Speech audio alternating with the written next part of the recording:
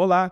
No vídeo de hoje analisaremos a intrigante origem da poligamia dentro da Igreja de Jesus Cristo dos Santos dos Últimos Dias. Neste primeiro vídeo, analisaremos as propostas que Joseph Smith fez a algumas mulheres que recusaram, como elas passaram a ser tratadas após recusarem a proposta do profeta, tanto pela Igreja quanto pelo próprio profeta. Também analisaremos as supostas revelações que deram origem a essa prática na Igreja. Estão ansiosos para saber?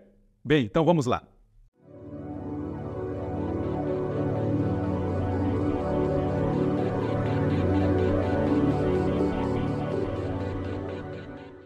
Falar da poligamia no período de Joseph é algo extenso e que muitas vezes vamos precisar percorrer o tempo para entendermos algumas situações. Antes de iniciar a análise, gostaria de ler um trecho da apresentação de Jonathan Streeter em um evento chamado Sunstone. Ele fala como muitos líderes polígamos iniciaram suas relações polígamas e sexuais com seus membros. Ele diz: tenha em mente que a permissão divina especial não é novidade. O autoproclamado profeta David Koresh e o ramo davidiano reivindicaram permissão divina especial para tomar noivas crianças com o propósito de produzir os 24 anciãos preditos no livro de Apocalipse. O profeta autoproclamado Wayne Bent, da Igreja Senhor Nossa Justiça, reivindicou permissão divina especial para ter relações sexuais com crianças, até mesmo com sua própria nora, a fim de evitar o castigo de Deus. O autoproclamado profeta Julius Shacknell, da seita conhecida como The Work, reivindicou privilégio especial para prometer salvação em troca de relações sexuais com mulheres e crianças, incluindo sua própria enteada. O autoproclamado profeta Tony Alamo, do Alamo Christian Ministries, reivindicou permissão bíblica especial para casar ilegalmente com várias mulheres e crianças. O autoproclamado profeta David Berg, dos Filhos de Deus, reivindicou permissão divina especial, permissão para normalizar as relações sexuais com crianças. Profetas, justificando suas próprias predações como permissão especial e divina, por meio do uso de linguagem piedosa e sentimento religioso, não é novidade. A Bíblia pode nos dar qualquer tipo de entendimento que quisermos. As Escrituras podem nos dar o entendimento de que podemos matar nossos pais, irmãos e cometer uma série de hábitos imorais. O próprio Satanás usou as Escrituras para tentar Jesus Cristo no deserto. É claro que muitos autodenominados profetas também utilizam partes convenientes das Escrituras para darem suas próprias interpretações, a fim de alcançarem seus propósitos. A poligamia é um assunto que não gera bons sentimentos, principalmente entre as mulheres. Portanto, a verdade muitas vezes dói e machuca, e nem sempre vem pintada de bons sentimentos advindos do Espírito, como ensinado pela Igreja. Então, como originou a revelação da poligamia? No cabeçalho de Doutrina e Convênio 132, que fala da revelação da poligamia e suas diretrizes, em seu cabeçalho inclui o seguinte: embora a revelação tenha sido registrada em 1843, as evidências indicam que alguns dos princípios envolvidos nesta revelação eram do conhecimento do profeta, já em 1831. Há uma razão significativa pela qual a Igreja deseja datar a prática da poligamia em 1831. O caso envolvendo Joseph Smith e Fanny Alger. Abordaremos esse assunto mais adiante, mas é importante observar que a história por trás da revelação de 1831 não é favorável ao argumento da Igreja. W. W. Phelps reproduz a suposta revelação de Joseph Smith datada de 17 de julho de 1831, prevendo uma época em que os anciãos da Igreja tomariam esposas dos lamanitas e nefitas. O trecho 4 da revelação diz: em verdade vos digo que a sabedoria do homem, em seu estado decaído, não conhece os propósitos e os privilégios de meu santo sacerdócio. Mas sabereis quando receberdes a plenitude por causa da unção. Pois é minha vontade que, com o tempo, tomai para vós esposas dos lamanitas e nefitas, para que sua posteridade se torne branca, encantadora e justa, pois até agora suas mulheres são mais virtuosas que os gentios. Esse trecho não ajuda em nada nas reivindicações de Joseph. Pelo contrário, trata-se de uma revelação sobre algo futuro e vincula a uma ideia de trazer os lamanitas para a luz e fazer com que os élderes brancos tivessem relações sexuais com os lamanitas, a fim de torná-los uma raça encantadora e justa. Hoje sabemos claramente que a cor da pele não tem qualquer relação com a raça ser mais justa que a outra. Além disso, a cor da pele está relacionada à melanina e não ao nível de iniquidade de uma pessoa em relação à outra. E se um branco tem filhos com uma pessoa mais escura, e essa pessoa acaba tendo filhos mais claros, isso tem relação com questões genéticas e de DNA. Falando em DNA, os índios americanos, comprovadamente, não têm um DNA hebraico, e sim asiático, o que torna essa revelação de Joseph um grande problema. Além disso, a pessoa pode nascer mais clara e se tornar mais iníqua que seus pais. Continuando, a revelação diz: cerca de 3 anos depois que isso foi dado, perguntei ao irmão Joseph Smith Jr., em particular: Como nós, que foram mencionados na revelação, poderíamos tomar esposas dos nativos, já que éramos todos homens casados? Ele respondeu instantaneamente, da mesma maneira que Abraão tomou Agar e Quetura, e Jacó levou Raquel, Bila e Zilpa, por revelação. Os santos do Senhor são sempre dirigidos por revelação. Mais um problema nessa revelação de Joseph, já que os motivos que fizeram Abraão e Jacó tomarem concubinas era para dar continuidade à sua progenie, algo cultural da época. Quando uma esposa tinha dificuldades de engravidar, ela permitia que o marido continuasse a manter a sua progenie por meio de outras mulheres. Porém, quando não era esse o motivo, mas simplesmente sexo, era algo que a história bíblica apresentou como algo que nunca produziu bons frutos na sociedade, como foi o caso de Davi e Salomão. Isso era corroborado no próprio livro de Mórmon, em Jacó 2, 23 e 24, que diz: Mas a palavra de Deus me oprime por causa de vossos crimes maiores, pois, eis que, assim diz o Senhor, este povo começa a tornar-se iníquo. Eles não entendem as Escrituras, pois procuram desculpar-se por cometer libertinagens, por causa das coisas que foram escritas com referência a Davi e seu filho Salomão. Eis que Davi e Salomão realmente tiveram muitas esposas e concubinas, o que foi abominável diante de mim, diz o Senhor. Então o autor do livro, até esse período, apresentava a crença que era algo abominável por Deus a relação de Davi e de Salomão, tanto com suas diversas esposas, que provavelmente não davam tanta progenie, como também o concubinato. Porém, essa mentalidade de Deus passou por mudanças quando foi necessário justificar Joseph. Na Revelação de Doutrina e Convênios 132:38, o sentimento de Deus por Davi e Salomão volta a ser aprovado para justificar Joseph. O versículo diz: Davi também recebeu muitas esposas e concubinas, assim como Salomão e Moisés, meus servos, e também muitos outros de meus servos, desde o princípio da criação até agora, e em nada pecaram, a não ser nas coisas que não receberam de mim. Nesse mesmo período, Joseph vai dar um novo entendimento da Bíblia, seja pelas traduções da Bíblia que ele estava fazendo, seja pelas traduções do livro de Abraão, que ele já estava usando como meio para justificar seus problemas de adultério, que Emma Smith já estava sabendo. Enquanto na Bíblia informa que foi uma decisão de Abraão mentir sobre sua esposa Sara, ser sua irmã para os egípcios, no livro de Abraão será dito que foi Deus que sugeriu que Abraão mentisse. A Escritura diz o seguinte, conforme publicado no periódico da igreja na época, Times and Seasons: E aconteceu que, quando eu estava perto de entrar no Egito, o Senhor me disse: Eis que Sara, tua esposa, é uma mulher muito bonita de se ver. Portanto, acontecerá quando os egípcios a virem, dirão que ela é sua esposa, e eles te matarão, mas a salvarão viva. Portanto, vede que hajais assim, que ela diga aos egípcios: ela é tua irmã, e a tua alma viverá. A ideia de mentir e quebrar regras estabelecidas também ficará evidente na tradução da Bíblia que Joseph Smith estava fazendo. É importante ressaltar que não era uma tradução. Joseph não estava analisando os manuscritos da Bíblia e traduzindo. Ele estava dando a sua interpretação de como deveria ser traduzido esses versículos. Em Romanos 7, 20, 21, Joseph escreveu assim: Porque o bem que eu teria feito quando sob a lei, vejo que não é bom. Portanto, não o faço. Mas o mal que eu não faria sob a lei, vejo que é bom, isso eu faço. Resumindo, Joseph queria deixar subentendido que há possibilidades de chamar o mal de bem e o bem de mal. Todo esse contexto está sendo criado por Joseph aos poucos para que ele consiga acabar com rumores que estão circulando sobre seus casos de adultério.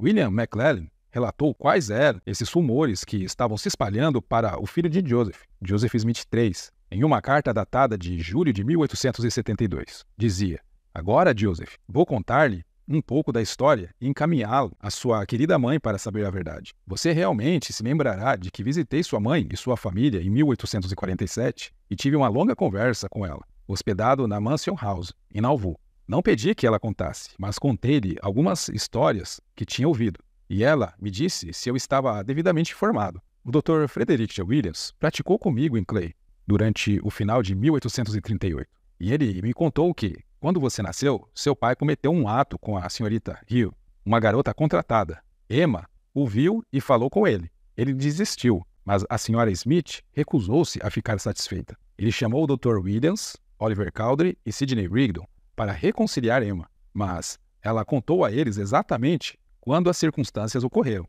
Ele descobriu que foi pego. Ele confessou humildemente e implorou perdão. Emma e todos o perdoaram. Ela me contou que essa história era verdade. Mas uma vez eu disse a ela que ouvi dizer que uma noite ela sentiu falta de Joseph e Fanny Alger. Ela foi até o celeiro e viu ele e Fanny sozinhos no celeiro. Ela olhou por uma fresta e viu a transação. Ela me contou que essa história também era verdadeira. Então, William McLaren estava confirmando para o filho de Joseph, Joseph Smith III, com a confirmação de Emma, que Joseph foi pego em um celeiro com sua empregada Fanny Alger. Emma, pela fresta, viu toda a transação. Vale lembrar que a maioria dos relacionamentos de Joseph estava acontecendo pelas costas de Emma. Em uma entrevista com Chelsea Webb, que viveu naquele período, diz o seguinte: Sr. W. Esse W significa Webb, de Chelsea Griswold Webb. Então, Webb afirma o seguinte: a vida dissoluta de Joseph começou já nos primeiros tempos da igreja, em Kirtland. Ele foi lá secretamente em Fanny Alger. Emma ficou furiosa e expulsou de casa a menina, que não conseguia esconder as consequências de sua relação celestial com o profeta. Então, Chelsea estava querendo dizer que Fanny Alger estava grávida e já não podia esconder mais as consequências da sua relação celestial com o profeta. Isso fez com que Emma expulsasse a garota de casa. A evidência de que Fanny Alger poderia estar grávida não é muito clara, mas levou Oliver Cowdery a escrever em uma carta a seu irmão o seguinte: um caso sujo, desagradável e imundo dele, Joseph Smith, com Fanny Alger, no qual declarei estritamente que nunca havia desertado da verdade no assunto. E, como supunha, foi admitido por ele mesmo. A própria igreja também reconheceu que a relação entre Joseph Smith e Fanny Alger acabou em separação, possivelmente por Emma não aceitar essa relação extraconjugal. Apesar das evidências no período de Joseph, como o relato de Oliver Cowdery, que chegou a confidenciar o apóstolo David W. Patten sobre uma conversa com Joseph, na qual ele confirmou o caso de adultério a Emma, provavelmente motivando a expulsão de Fanny de casa por Emma, nesse contexto, Oliver Cowdery pode ser considerado uma testemunha menos confiável, ao contrário do papel que desempenhou como testemunha do Livro de Mórmon. A igreja afirma em seu site que sabe-se pouco sobre esse casamento, e nada existe sobre as conversas entre Joseph e Emma a respeito de Alger. A fim de buscar alguma evidência positiva a favor do profeta, a igreja vai se apoiar em uma evidência de segunda mão relatada 36 anos depois do acontecimento. No site diz: uma evidência fragmentada sugere que, ao receber a primeira visita do anjo, Joseph Smith obedeceu à instrução recebida e se casou com mais uma mulher, Fanny Alger, em Kirtland, Ohio, em meados de 1830. Muitos santos dos últimos dias que viviam em Kirtland relataram décadas depois que Joseph Smith casou-se com Alger, que morava e trabalhava na casa dos Smith, após obter o consentimento dela e de seus pais. Essa evidência fragmentada, que a igreja cita para declarar que se tratava de um casamento, é o seguinte, de Mosiah Hancock, uma fonte de segunda mão de seu pai Levi, que diz: portanto, o irmão Joseph disse: irmão Levi, quero fazer um acordo com você. Se você conseguir Fanny Alger para mim como esposa, você pode ficar com Clarissa Reed. Eu amo Fanny. Eu vou, disse o pai.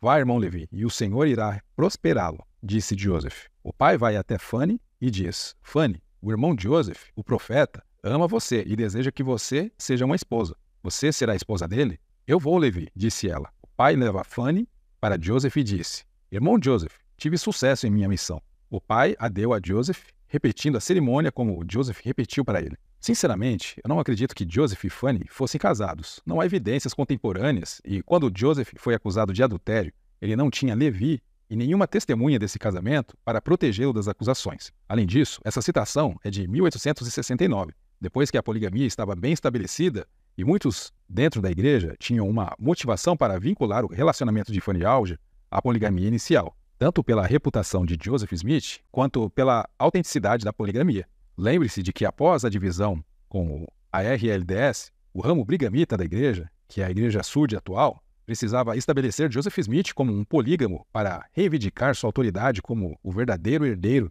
da igreja de Joseph Smith. Se a igreja quiser usar essa fonte para afirmar que houve um casamento entre Joseph e Fanny, eles terão que explicar como Joseph Smith usou Fanny como moeda de troca para aprovar o casamento de Levi e Hancock, fazendo barganha. Observe a frase acima que é atribuída a Joseph Smith. Irmão Levi, quero fazer um acordo com você. Se você conseguir Fanny Alger para mim como esposa, você pode ficar com Clarissa Reed. Eu amo Fanny. Para acreditar nessa citação, você também tem que acreditar que Joseph Smith, de 27 anos, se apaixonou pela empregada doméstica de 16 anos, o que também contradiria a ideia de que ele estava se casando com ela puramente com base em um mandamento e um anjo que o obrigou a fazer. Também mostra que Joseph tinha certa tendência a se apaixonar por pessoas além de seu cônjuge. Outro fato controverso é que Joseph Smith, ao receber a revelação para a construção do Templo de Kirtland em 27 e 28 de dezembro de 1832 e 3 de janeiro de 1833, não recebeu nenhum tipo de revelação para que se construísse uma sala para a realização dos casamentos plurais. O templo de Kirtland, como relatado em Doutrina e Convênios 88-119, era mais uma casa de oração, de jejum, de fé e aprendizado, onde realizavam-se as conferências. Aparentemente, o primeiro templo da igreja não foi uma restauração dos templos antigos, e os casamentos plurais ocorriam fora dos templos. Teria sido um descuido de Deus? Outra situação foi o evento bastante conhecido entre os membros em que Joseph Smith é agredido e o cobrem de piche e penas. E essa serve para mostrar o quanto ele foi perseguido pelo Evangelho.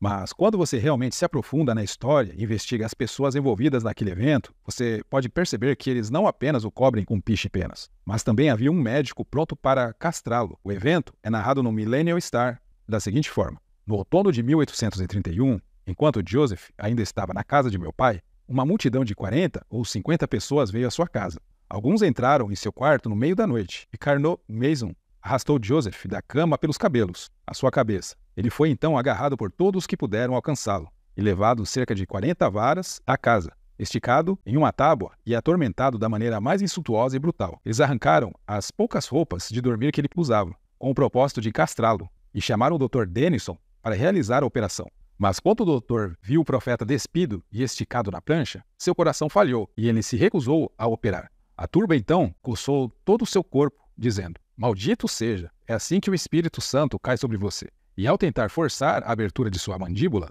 eles quebraram um de seus dentes da frente para derramar um frasco de alguma droga desagradável em sua boca. A turba se dividiu e não conseguiu, mas derramou alcatrão sobre ele, depois enfiou penas nele e o deixou. Então, de acordo com a história, o motivo deles terem retirado Joseph de casa era para castrá-lo, e havia um médico pronto a fazer, quando seu coração falhou. Isso fez com que a turba permanecesse enfurecida e jogado piche e penas nele. A história diz que o motivo de tentarem castrá-lo é porque havia uma impropriedade sexual entre Joseph e uma filha dos Johnsons, uma garota de 16 anos de idade chamada Marinda Nancy Johnson, que posteriormente veio a ser uma esposa plural do profeta. Essas avançadas do profeta com as mulheres estavam espalhando rumores negativos sobre sua pessoa. Então a igreja solta uma nota que depois, em 1835, veio a se tornar a seção 101 de Doutrina e Convênios, que dizia no trecho marcado: "Visto que esta igreja de Cristo foi censurada pelo crime de fornicação e poligamia, declaramos que acreditamos que um homem deve ter uma esposa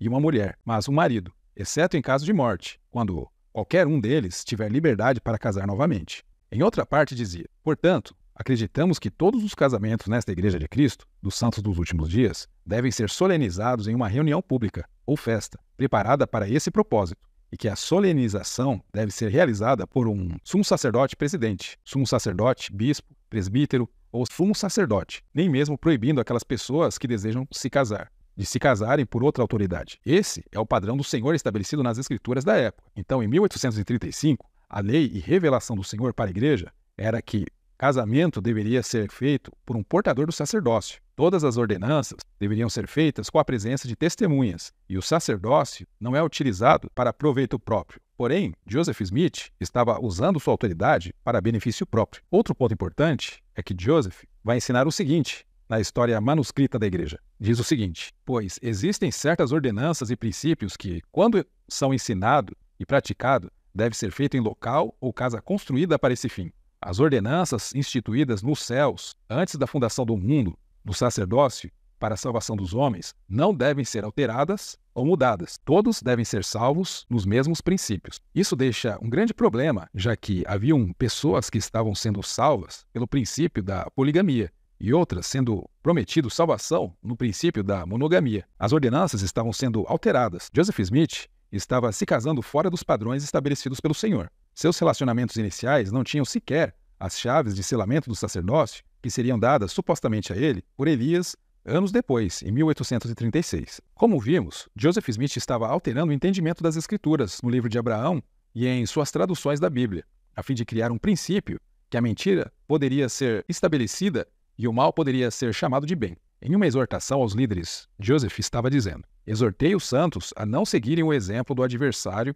ao acusar os irmãos e disse: se vocês não se acusarem, Deus não os acusará. Se você não tiver acusador, você entrará no céu. E se você seguir as revelações e instruções que Deus lhe dá através de mim, eu o levarei para o céu como meu fardo. Se você não me acusar, eu não acusarei você." Se você jogar um manto de caridade sobre meus pecados, eu o farei sobre os seus, pois a caridade cobre uma multidão de pecados. O que muitas pessoas chamam de pecado não é pecado. Então, segundo a doutrina que estava sendo ensinada por Joseph, se você fizesse algo errado e ninguém presenciasse, não haveria pecado. E se você permanecer omisso diante do pecado do outro, inclusive no dele, Joseph não os acusaria e os levaria para o céu. Engraçado que esse tipo de ensinamento vai se perdendo na história da igreja e vai sendo higienizado, anulando a capacidade crítica dos membros de analisar se tais ensinamentos podem vir de um profeta de Deus. Em 17 de março de 1842, era estabelecida a Sociedade de Socorro. Apesar do grande papel de estimular a caridade entre os membros, havia um papel fundamental por trás, que era de usar as mulheres como escudo para apagar quaisquer rumores que houvesse sobre as relações polígamas do profeta e seus aliados. Naquela época, a Sociedade de Socorro não era igual hoje, como se fosse uma sala aberta que todas as irmãs da igreja podiam participar. Para fazer parte da organização, era necessário receber um convite, baseado na fidelidade que a irmã tinha com a organização. Podemos dizer que um reino maçônico em Nauvoo se tornou bem forte. Os homens se reuniam no salão maçônico de Nauvoo para estabelecer seus planos e as mulheres de confiança se reuniam na Sociedade de Socorro, na loja de tijolos vermelhos. O nome loja, creio que vem da inspiração no nome dos edifícios usados pelos maçons, que se chama loja maçônica também. Na ata da Sociedade de Socorro, de 31 de março de 1842, foi registrada um juramento de segredo e obediência que as irmãs pertencentes à sociedade deveriam seguir. O documento diz: fomos informados de que alguns homens sem princípios, cujos nomes não mencionaremos neste momento, foram culpados de tais crimes. Nós não mencionamos seus nomes, sem saber se pode haver alguns entre vocês que não são suficientemente habilidosos na maçonaria para manter um segredo. Portanto, basta dizer que existem esses e nós. Portanto, avisamos vocês, em nome do Senhor, para verificar e destruir qualquer fé que qualquer pessoa inocente possa ter em tal caráter, pois não queremos que ninguém acredite que algo venha de nós, contrariamente à antiga moral, virtudes e leis bíblicas estabelecidas, que regulam os hábitos, costumes e condutas da sociedade. E todas as pessoas que fingem ser autorizadas por nós, ou que têm qualquer permissão ou sanção de nossa parte, são e serão mentirosos impostores básicos. E você está autorizado, na primeira insinuação desse tipo, a denunciá-los como tais, e evite-os como a serpente ardente e voadora. Então a regra era que as irmãs deveriam jurar proteger a imagem do profeta e seus aliados, a qualquer custo. Que se alguém os acusasse de estarem vivendo fora dos padrões morais da sociedade, as irmãs da Sociedade de Socorro deveriam destruir o caráter dessa pessoa, pois, conforme declarado na ata, não queremos que ninguém acredite que algo venha de nós, contrariamente à antiga moral, virtudes e leis bíblicas estabelecidas. Nesse período, uma irmã chamada Clarissa Marvel estava espalhando rumores de um caso entre o profeta e Agnes Malton Colbridge. Joseph Smith, que estava presidindo a reunião da Sociedade de Socorro, informa sobre essa irmã. Segundo a ata, diz o seguinte: o presidente Smith levantou-se e leu no livro de registros os procedimentos da primeira reunião da sociedade. Ela então passou a ler para o honorável corpo um relatório, no qual Clarissa Marvel foi acusada de falsidades escandalosas sobre o caráter do presidente Joseph Smith, sem a menor provocação, orando para que eles adotassem com sabedoria algum plano para levá-la ao arrependimento. Disse que presumia que a maior parte da sociedade sabia mais sobre Clarissa Marvel do que ela mesma. Em outro trecho diz: todos devem ser muito cuidadosos em suas palavras e ações em todos os momentos. Disse acreditar que Clarissa Marvel poderia ser reformada, ou seja, corrigida. A senhora Elizabeth Jones perguntou se os procedimentos dessa sociedade deveriam ser divulgados fora da sociedade. E o presidente Smith disse que todos os procedimentos que tratam de dificuldades deveriam ser mantidos entre os membros. Quanto à instituição, seus objetivos são de caridade. Ninguém pode se opor a contar o bem, o mal reter. Esperava que todos se sentissem obrigados a observar essa regra. Então a regra era que tudo que fosse relacionado à caridade poderia ficar entre os membros, e o que fosse algo que pudesse apresentar algo ruim e mal ao grupo deveria ser retido e não espalhado.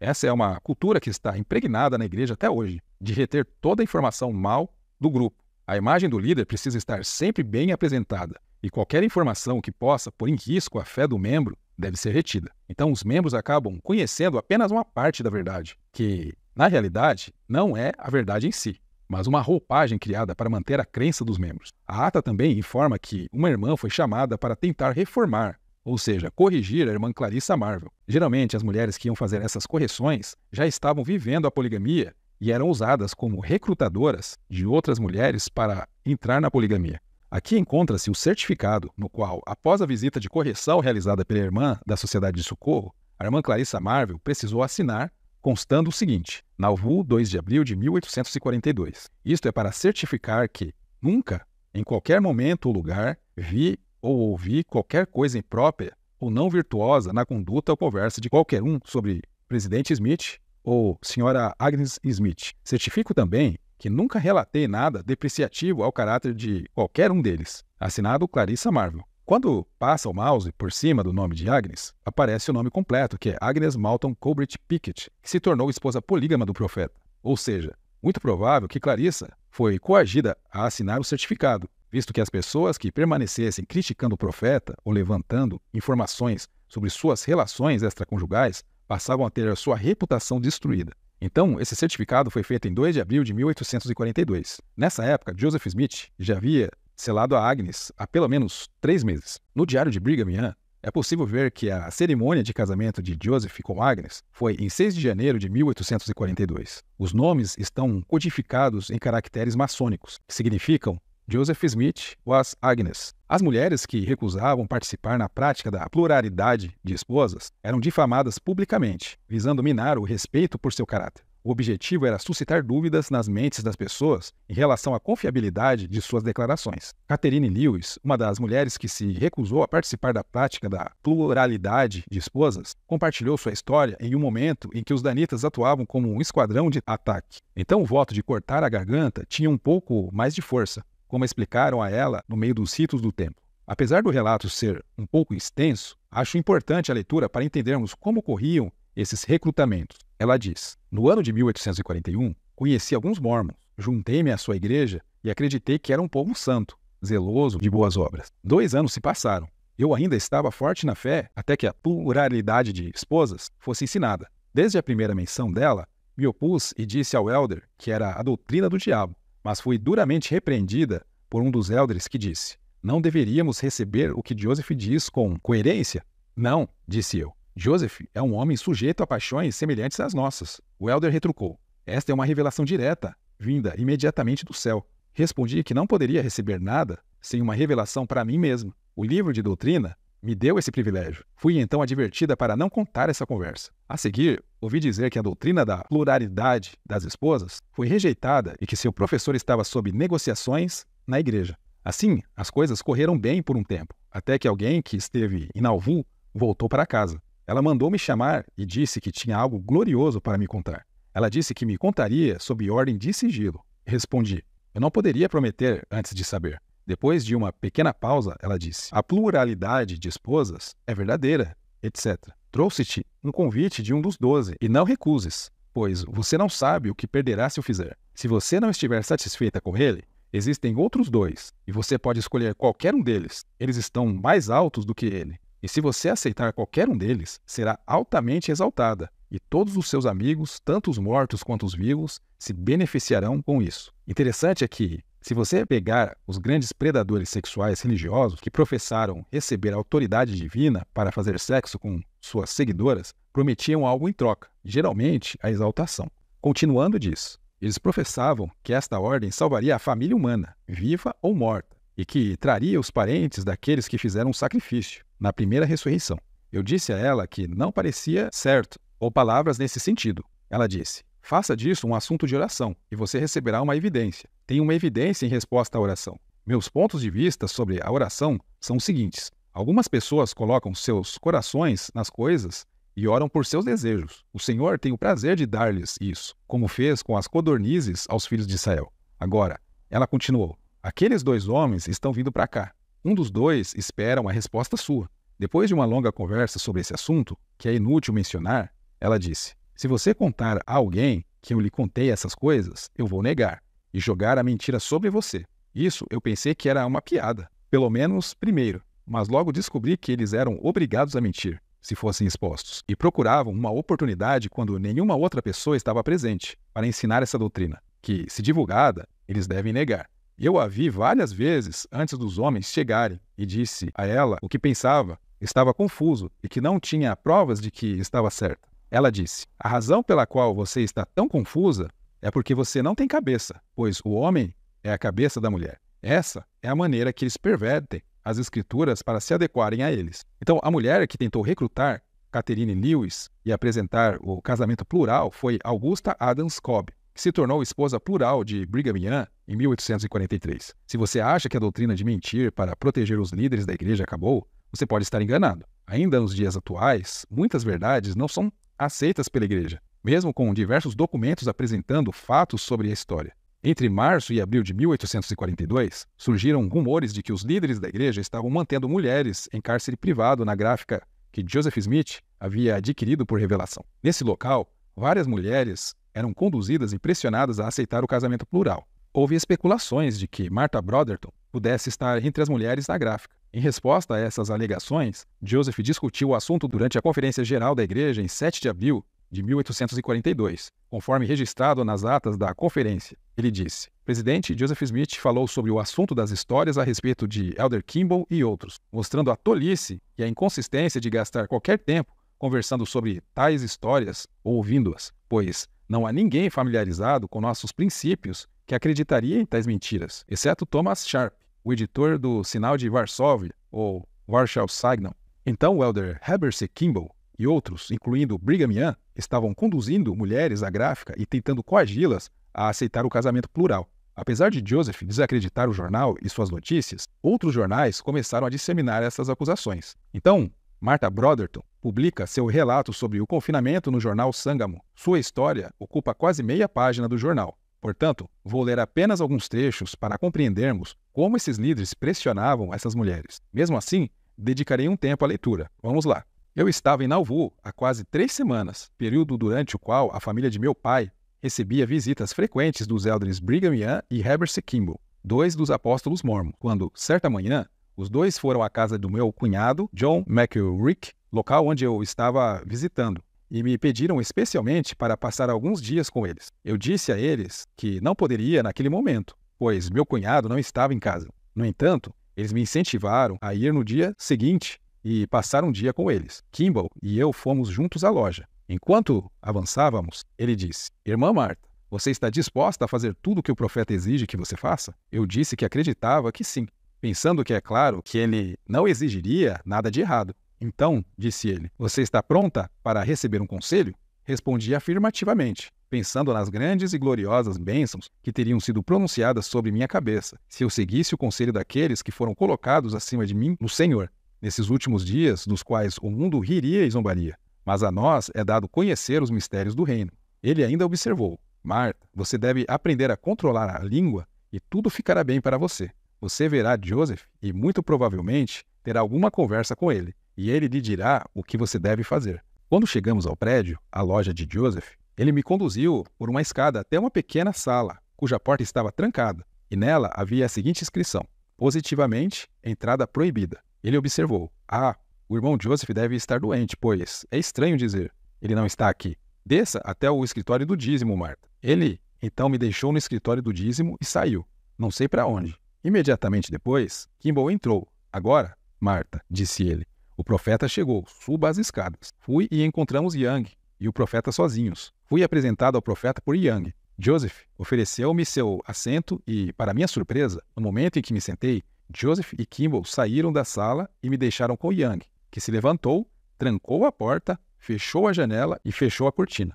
Ele então veio e sentou-se diante de mim e disse: "Esse é o nosso quarto privado, Martha." "De fato, senhor", disse eu. "Devo estar muito honrada por ter permissão para entrar." Ele sorriu e prosseguiu: "Irmã Martha, quero lhe fazer algumas perguntas. Você vai respondê-las?" "Sim, senhor", disse eu. "E você promete não mencioná-las a ninguém? Se for esse o seu desejo, senhor", disse eu. "Não o farei. E você não vai pensar mal de mim por isso, não é, Martha?", disse ele. "Não, senhor", respondi. "Bem", disse ele, "quais são os seus sentimentos em relação a mim?" Eu respondi: "Meus sentimentos por você são os mesmos de sempre, senhor. Mas, para ir direto ao assunto", disse ele, "você não tem uma afeição por mim que, se fosse lícito e correto, você poderia me aceitar como seu marido e companheiro?" Meus sentimentos naquele momento eram indescritíveis. Só Deus os conhece. O que pensei? São esses homens, que pensei quase a própria perfeição, enganadores, e toda a minha felicidade imaginária é apenas um sonho? Foi mesmo assim, mas meu próximo pensamento foi: qual é a melhor maneira de agir nesse momento? Se eu disser não, eles poderão fazer o que acharem adequado. E dizer sim, eu nunca faria isso. Então achei melhor pedir um tempo para pensar e orar sobre isso. Eu disse: portanto, se fosse lícito e correto, talvez eu pudesse, mas você sabe, Senhor, não é. Bem, mas, disse ele, o irmão Joseph recebeu uma revelação de Deus, ainda não escrita, de que é lícito e correto que um homem tenha 2 esposas. Porque assim como foi nos dias de Abraão, assim será nestes últimos dias. E aquele que for o primeiro a tomar a cruz receberá as maiores bênçãos. E se você me aceitar, eu o levarei direto para o reino celestial. E se você me quiser neste mundo, eu o terei no que está por vir. E o irmão Joseph nos casará aqui hoje, e você poderá ir para casa esta noite. E seus pais não saberão de nada sobre isso. Senhor, disse eu, não gostaria de fazer nada desse tipo sem a permissão de meus pais. Bem, mas, disse ele, você é maior de idade, não é? Não, senhor, disse eu. Não estarei até 24 de maio. Bem, disse ele, isso não faz nenhuma diferença. Você atingirá a maioridade antes que eles saibam, e não precisa temer. Se você seguir meu conselho, tudo ficará bem para você.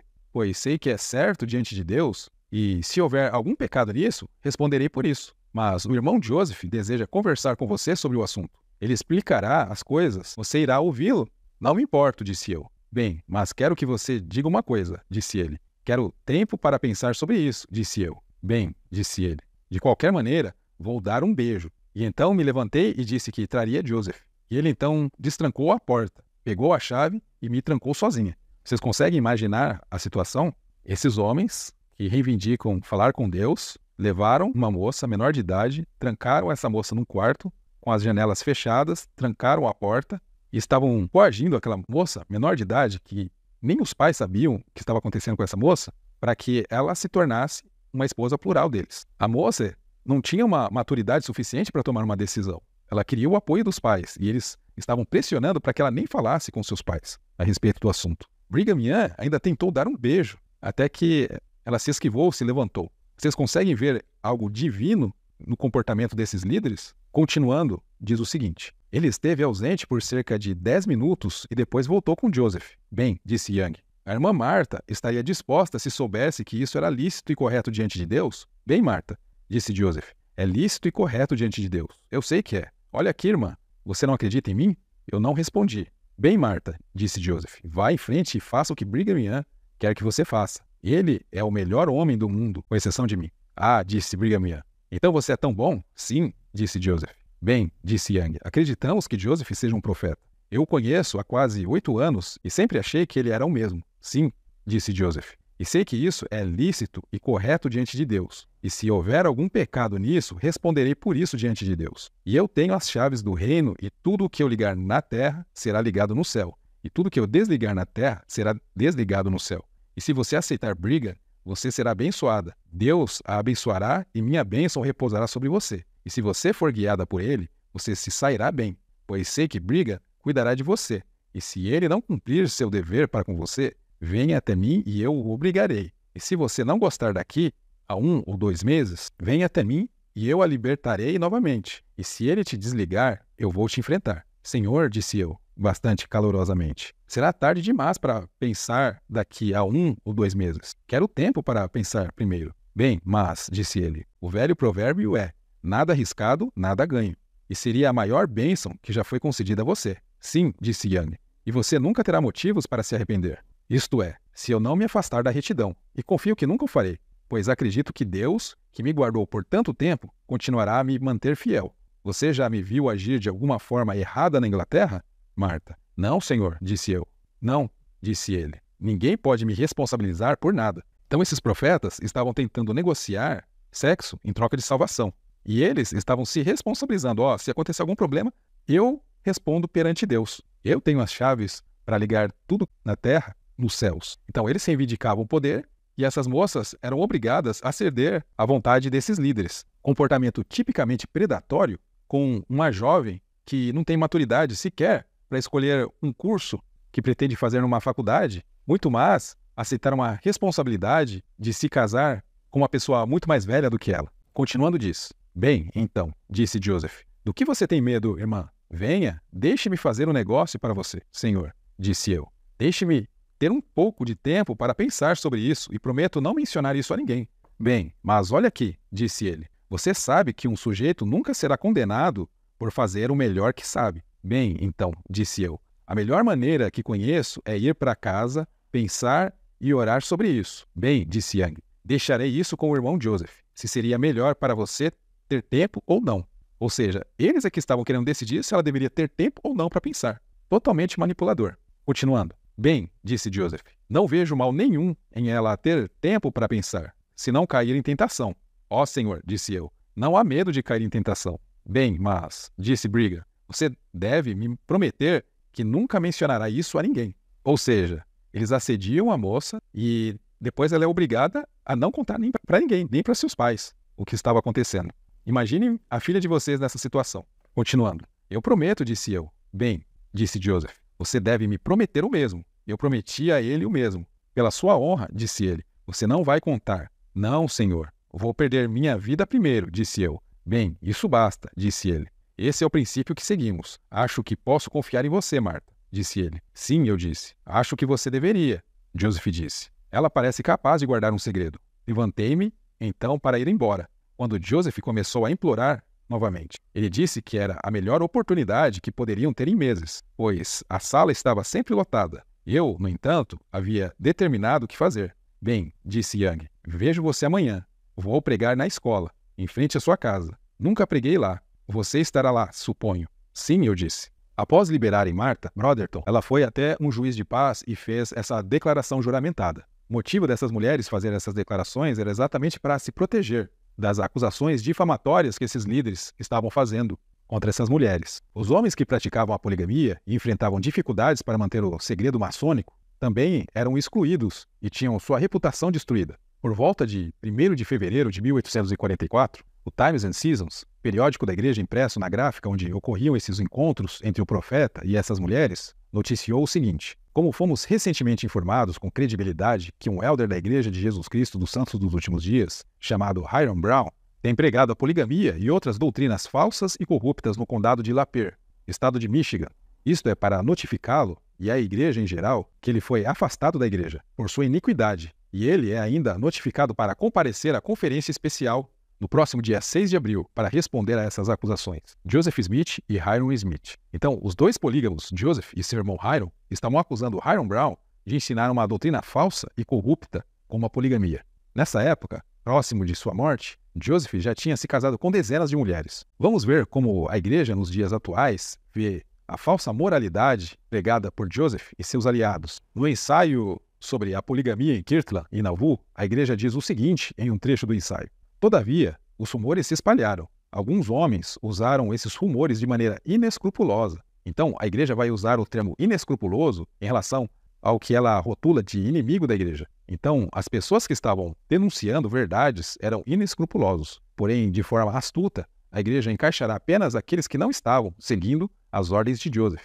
Aí continua: para seduzir mulheres a unirem-se a eles em uma prática não autorizada, algumas vezes denominada como esposa espiritual. Aqui existe um ponto importante. Joseph também agiu sem ter recebido as chaves que lhe foram conferidas apenas em 1836. Antes disso, Joseph estava coagindo as pessoas a terem relações com ele, como Fanny Alger, sem ter recebido a devida autoridade. Continuando, diz: quando isso foi descoberto, os homens foram excomungados da igreja. Os rumores levaram os líderes e os membros a emitir negações. Então a palavra enganar é substituída pela igreja por emitir negações. Vamos lá. Cuidadosamente escritas que denunciavam esposas espirituais e poligamia, mas que mantinham silêncio, ou seja, se omitiam, sobre o que Joseph Smith e outras pessoas viam como casamento plural, celestial divinamente ordenado. As declarações enfatizavam que a igreja não praticava outra lei matrimonial que não fosse a monogamia, enquanto deixava em aberto a possibilidade de que indivíduos, sob a direção do profeta vivo de Deus, pudessem fazê-lo.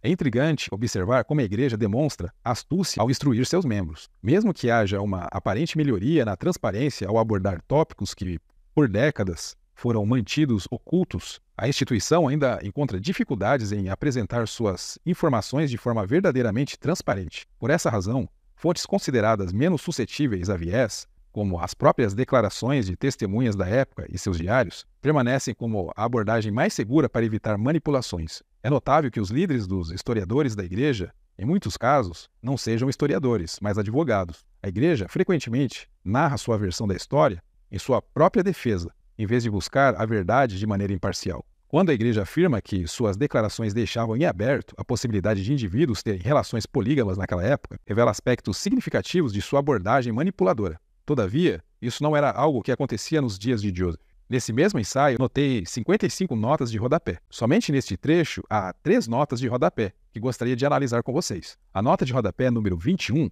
fala dos homens que eram excomungados da igreja por descobrirem essas relações ilegais do profeta e seus aliados. A nota diz: defensores das esposas espirituais ensinavam que as relações sexuais eram permitidas fora das relações matrimoniais legais, sob a condição de que as relações permanecessem secretas, ou seja, o homem poderia transar com outras pessoas fora do casamento, desde que não contasse para ninguém. Isso é uma forma de contornar a bússola moral, muito utilizada por líderes religiosos predadores sexuais que admitem ter recebido orientação divina para cometer abusos e acabam usando de retórica religiosa para fazer com que o errado se torne certo. Existe algum lugar na Bíblia, nos ensinamentos de Cristo, sobre esconder relações de sua esposa para serem restaurados nos últimos dias? Essas notas de rodapé e esses ensaios foram feitos não para trazer informações aos membros, pois, se fosse, ficaria na primeira página da igreja. Porém, ficam bem escondidas. Além disso, as próprias notas de rodapé exigem que você clique nas notas para aparecer. Elas não ficam no final do texto. O motivo da igreja colocar esses ensaios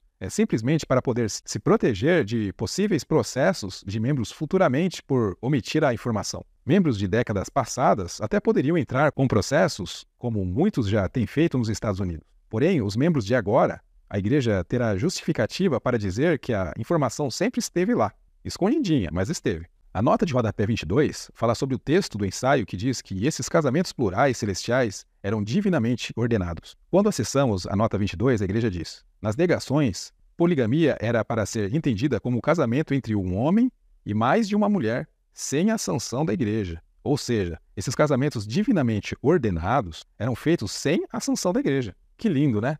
Então, Joseph Smith enganava a sua esposa, enganava outras mulheres com promessas que nem a igreja sancionava, enganava amigos, enganava a própria igreja, que Jesus Cristo chamou de noiva.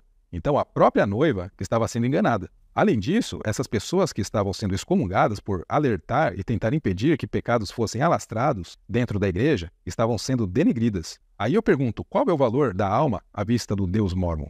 A nota de rodapé 23 fala sobre as declarações mentirosas que líderes da igreja apresentavam, afirmando que o único mandamento vivido pela igreja na época era a monogamia. A nota diz: qualquer um que leia as negações com cuidado, como foram nomeadas, da pluralidade de esposas em conexão com as circunstâncias, verá que elas claramente denunciam adultério, fornicação, luxúria vulgar e a pluralidade de esposas por aqueles que não haviam sido ordenados para fazê-lo. Quando olhamos essas notas, vemos que a omissão em dizer que havia pessoas ordenadas a cometer essas práticas de fornicação, luxúria vulgar e pluralidade de esposas não eram expostas. Mas enfim, o problema foram as pessoas que não leram com cuidado e conseguiram perceber algo por trás daquelas notas. Por isso, foram excomungadas e perderam a oportunidade de receber as bênçãos do suposto evangelho restaurado. Esse era o amor do Deus que se comunicava com o profeta da igreja. Um outro caso que chamou a atenção foi o envolvimento de Joseph com mulheres casadas, contrariando a própria revelação dada por ele em Doutrina e Convênio 732. No versículo 61, afirma especificamente que um homem deve esposar uma virgem. O versículo diz: e também, no tocante à lei do sacerdócio, se um homem desposar uma virgem e desejar desposar outra, e a primeira der seu consentimento, e se ele desposar a segunda, e elas forem virgens, e não estiverem comprometidas com qualquer outro homem, então ele estará justificado. Ele não pode cometer adultério, porque elas lhe foram dadas, pois ele não pode cometer adultério com o que lhe pertence e a ninguém mais. Então a condição é ser virgem e não estarem comprometidas. Tudo isso foi violado por Joseph. Se Joseph Smith se casou com outras mulheres que já eram casadas com outros homens, então ele está desposando mulheres que não são virgens. Isso viola a revelação de Doutrina e Convênio 132, logo de cara. Além disso, o ensaio da igreja vai longe ao afirmar que muitos, se não todos, os primeiros maridos parecem ter continuado a morar na mesma casa com sua esposa enquanto Joseph estava vivo. e não existem registros documentados de reclamações sobre esses selamentos. Muitos desses homens foram mandados para missões, deixando as esposas vulneráveis a serem coagidas pelo profeta e seus aliados. A respeito de não haver reclamações, vamos ver um exemplo em que Joseph, ao tentar se aproximar de uma mulher casada, criou muitas complicações. Em um artigo sobre Sarah Pratt, de Van Goner, ao Dialogue of a Mormon Folk, ele cita o que ocorreu da seguinte maneira. Em algum momento, no final de 1840 ou início de 1841, Joseph Smith confidenciou a seu amigo que estava apaixonado pela amável e talentosa Sarah Pratt e a queria como uma de suas esposas espirituais, pois o Senhor a havia dado a ele como uma esposa especial. Pouco depois, os dois homens levaram algumas das costuras de Bennett para a casa de Sarah. Durante a visita, como Bennett descreve, Joseph disse: Irmã Pratt, o Senhor me deu você como uma de minhas esposas espirituais. Eu tenho as bênçãos de Jacó concedidas a mim, como Deus concedeu aos homens santos do passado. E como há muito tempo olho para você com favor e um desejo sincero de felicidade conjugal, espero que você não me rejeite ou me negue. Esse é o grande segredo que não devo revelar. Respondeu Sarah. Será que sou chamada a quebrar a aliança do casamento e a me mostrar rebelde com meu legítimo marido? Nunca o farei, ela acrescentou. Não me importo com as bênçãos de Jacó. Tenho um bom marido e isso é o suficiente para mim. Mas, de acordo com Bennett, o profeta foi persistente. Finalmente, Sarah disse-lhe com raiva, em uma visita subsequente: Joseph, se você tentar algo desse tipo comigo novamente, farei uma revelação completa ao Sr. Pratt quando ele voltar para casa. Acredite, certamente farei isso. Irmã Pratt, respondeu o profeta. Promete que não fará isso? Se você nunca mais me soltar, respondeu Sarah, não vou expô-la, a menos que circunstâncias fortes exijam isso. Se você contar, acrescentou o profeta, vou arruinar sua reputação. Lembre-se disso. Essa foi a versão apresentada por Bennett sobre a relação de Joseph e Sarah Pratt. Joseph Smith, ao ter seu pedido negado por Sarah, acusou Sarah de ter tido um envolvimento com Bennett, e não com Joseph, pois Joseph vivia o princípio de mentir caso tivesse sua imagem denegrida. Portanto, precisaremos analisar mais uma fonte para concluirmos quem estava mentindo. Bennett, que disse que Joseph é quem pediu Sarah Pratt em casamento, ou Joseph Smith, que por convênio já tinha se comprometido em não revelar nada que pudesse comprometê-lo. A própria Sarah Pratt, ciente do sério problema em que estava envolvida, no qual Joseph a acusava de ter cometido adultério com Bennett, enquanto Bennett acusava Joseph de ter se envolvido com Sarah, fez uma declaração juramentada perante o juiz para se resguardar contra as potenciais consequências prejudiciais à sua reputação, provocadas pela situação envolvendo o profeta. Sua declaração pode ser encontrada no Mormon Portraits. Ela disse: você deve ter em mente que Joseph não pensava em um casamento ou cerimônia de selamento por muitos anos. Ele costumava dizer às suas vítimas, como fez comigo: